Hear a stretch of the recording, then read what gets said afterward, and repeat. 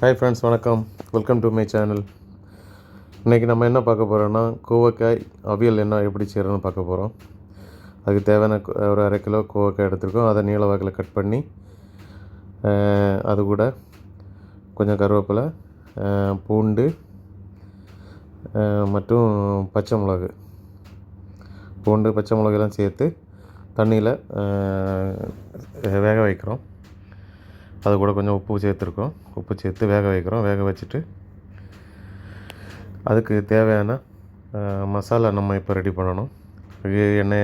சட்டியில் எண்ணெய் விட்டு ஒரு வெங்காயம் மிளகாய் கட் பண்ணி அது கூட கொஞ்சம் பூண்டு, இஞ்சி சேர்த்துட்டு கருவேப்பிலெலாம் போட்டு சேர்த்துட்டு மிளகாத்தூள், மஞ்சத்தூள் 2 தான், வேறு எதுவும் இல்லை. 2 எண்ணெயில் ஃப்ரை பண்ணிவிட்டு அதை எடுத்து நம்ம வெந்துட்டுருக்கிற கோவக்காய் கூட மிக்ஸ் பண்ணுறோம்.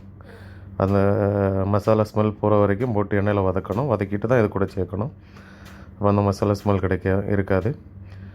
ஸோ அதை சேர்த்த அப்புறம் அதை நல்லா கொதிக்க விட்டு வேக வைக்கும்போது நல்லா வற்ற வச்சு எடுக்கணும். அதும்போது நமக்கு தேவையான கோவக்காய் அவியல் அருமையாக ரெடி ஆயிரும்.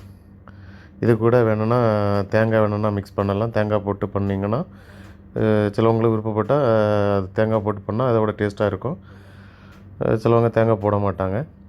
அதை தண்ணி வற்றுற வரைக்கும் வற்ற வச்சு எடுக்க நல்ல டேஸ்ட்டாக இருக்கும். ஆனால் இது மாதிரி ட்ரை பண்ணி பாருங்கள். சிம்பிள் ரெசிபி, சீக்கிரம் வேலை முடிஞ்சிடும்.